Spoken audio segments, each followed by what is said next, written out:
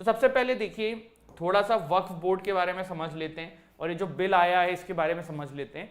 सबसे पहले देखो वक्फ बोर्ड का काम क्या है भारत के अंदर।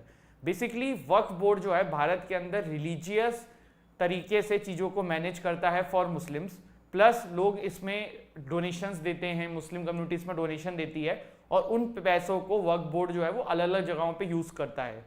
वो सिर्फ रिलीजन के पर्सपेक्टिव में नहीं, there are lot of schools जो चलाए जा रहे हैं वक्फ बोर्ड के द्वारा, there are lot of colleges जो वक्फ बोर्ड के द्वारा फाइनेंस किए जा रहे हैं। तो इस तरीके की चीज़ें जो हैं ये सारी मैनेज भारत के अंदर वक्फ बोर्ड करता है। हर स्टेट में अपना एक वक्फ बोर्ड होता है और ये गवर्नमेंट के द्वारा मान्यता प्राप्त संस्थानें हैं। सबसे पहले वक्फ बोर्ड को रेगुलेट करने के लिए 1955 में एक एक्ट आया था जिसको 1995 में आई थिंक चेंज किया गया था और अब फाइनली इसको चेंज करने के लिए फिर से एक बिल लाया गया है। अब क्या है ये सारी चीज़ें डिटेल में देखना शुरू करते हैं। सबसे पहले देखो it's an organization, one board हर स्टेट के अंदर होता है। मस्जिद, ग्रेवयार्ड, स्कूल्स, कॉलेजेस सबको ये गवर्न करते हैं जो इनके अंडर में आते हैं। अगर आज की डेट में आप भारत में देखें तो तकरीबन 8,70,000 प्रॉपर्टीज जो हैं वो वक्फ बोर्ड के पास हैं। सबसे नंबर 1 पे भारत में जो लैंड ओनर हैं वो है रेलवे, सेकंड पे आपकी है आर्मी और थर्ड नंबर पे जो है ना वो वक्फ बोर्ड है। ये एक बड़ी ही मतलब ताज्जुब वाली चीज है कि गवर्नमेंट इंस्टीट्यूशंस के पैरेलल भी एक संस्थान है भारत के अंदर जिसके पास प्रॉपर्टी के मामले में इतना ज़्यादा प्रॉपर्टी है, तो वो आपकी वक्फ बोर्ड है।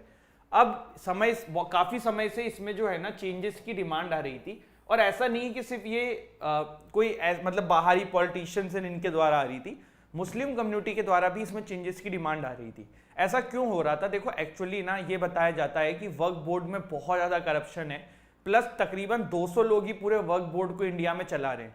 आप सोचो पूरे भारत की सबसे नंबर 3 पे सबसे ज़्यादा लैंड ओनर करके का ऑर्गेनाइजेशन है, उसको चलाने वाले सिर्फ 200 लोग हैं।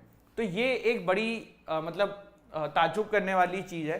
प्लस देखने में ये आता था कि समय समय पे वक्फ बोर्ड जो है वो काफ़ी जगहों पे इनकंसिस्टेंसी दिखती थी। वक्फ बोर्ड का बेसिक फंक्शन क्या था? फंक्शन ये था कि जो भाई पैसा मिल रहा है उसको मुस्लिम कम्युनिटी के उद्धार के लिए लगाया जाए। बट हो ये रहा था कि देयर आर लॉट ऑफ आपके मुस्लिम कम्युनिटी में जो लोअर क्लास थी उन तक चीज़ें नहीं पहुंच पा रही, उन तक वो पैसा नहीं पहुंच पा रहा है। बहुत ज़्यादा करप्शन देखा जाता है और इतनी बड़ी संस्थान होने के बाद जो ये रेवेन्यू दिखाते हैं वो भी बहुत कम होता है। तो काफ़ी समय से internally from the Muslim community भी डिमांड आ रही थी कि वक्फ बोर्ड में और ट्रांसपेरेंसी होनी चाहिए, वक्फ बोर्ड थोड़ा सा बेटर तरीके से काम करना चाहिए। मैंने आपको एक सेशन में बताया था कि कैसे वक्फ बोर्ड जो है वो नंबर 3 की संस्थान बन गई है लैंड ओनर्स के मामले में। तो देखो उसके पीछे रीजन ये था कि 1947 में देखो जब 1947 में जब इंडिया एंड पाकिस्तान का पार्टीशन होता है तो उस समय भारत से जो पाकिस्तान मुस्लिम्स गए थे उनका जितना भी आपका लैंड था, जितनी प्रॉपर्टी थी, वो सारी वक्फ बोर्ड पे चली गई थी। उसके अलावा 1991 में जब बाबरी मस्जिद डिमोलिशन हुआ था तो नरसिम्हा राव जी की सरकार थी सेंटर में, उन्होंने भी ये काम किया था कि as a compensation to the Muslim community बहुत ज्यादा लैंड जो है वो वक्फ बोर्ड को दे दिया था। तो वहां से वक्फ बोर्ड जो है वो काफी बड़ी एक लैंड ओनर करके ऑर्गेनाइजेशन बन जाती है। Plus there is also a section in Waqf board act जो ये कहता है कि वक्फ बोर्ड किसी भी प्रॉपर्टी को अपना क्लेम कर सकती है। For example there is an X property, वो एक्स प्रॉपर्टी को वक्फ बोर्ड ने कहा कि ये हमारा पार्ट है। अब जिसके पास एक्स प्रॉपर्टी का पोजेशन है ना, now it's his duty to prove कि भाई ये प्रॉपर्टी मेरी है, वक्फ बोर्ड की नहीं है। जबकि एक्चुअल में क्या होता है कि मैंने बोला भाई ये एक्स प्रॉपर्टी मेरी है तो मुझे प्रूफ करना है कि प्रॉपर्टी मेरी है। तो वक्फ बोर्ड में ये सारी चीजें थी जिसकी वजह से वक्फ बोर्ड में बहुत ज्यादा प्रॉपर्टी का आप आज की डेट में संख्या देखते हो। सबसे ज्यादा इसमें इशू क्या है? तो मैंने जैसे कि बोला ट्रांसपेरेंसी है इस बिल के अंदर। अब हम बात कर रहे हैं प्रेजेंटली कि जो बिल आया है इसमें क्या क्या चीजें चेंज लाई गई है। तो सबसे पहला जो इशू था ट्रांसपेरेंसी, उस पर काम किया गया है इस बिल के थ्रू। काफी सारी चीजें इसमें इंक्लूड करी गई हैं, जैसे कि अगर वक्फ बोर्ड किसी प्रॉपर्टी को लेता है तो उसको प्रॉपर वेरिफिकेशन करना होगा। जो मजिस्ट्रेट है लोकल डिस्ट्रिक्ट का उस तक सारी डिटेल जाएगी, जब वेरिफिकेशन हो जाएगा तभी वो प्रॉपर्टी वक्फ बोर्ड के अंडर में जाएगी। तो ये एक चीज करी गई है। इसके अलावा वक्फ बोर्ड को लोकल डिस्ट्रिक्ट में मजिस्ट्रेट तक अपना डेटा पहुंचाना पड़ेगा कि कितना प्रॉपर्टी उनके पास है, जिससे कि सरकार के पास भी पूरा डेटा रहे कि भाई कितनी प्रॉपर्टी वक्फ बोर्ड के पास इस पर्टिकुलर एरिया में है। जेंडर डाइवर्सिटी की बात करी गई है। देखिए अभी जो देखा क्या जाता है कि वक्फ बोर्ड में ज्यादा जो है ना वो मेंस हैं, वुमेन्स का पार्टिसिपेशन कम है, तो section 9 and 14 of the Waqf act 1995 will be amend to modify composition and functioning of Waqf board including the addition of women representative. देखो एक बहुत ही सिंपल सा ना एक लॉजिक बोला जाता है, सही है गलत है दैट इज अनदर इशू। वो ये बोला जाता है कि वुमेन्स जो है ना वो लेस करप्शन के प्रोन होती है कंपेरेटिवली टू द मेन।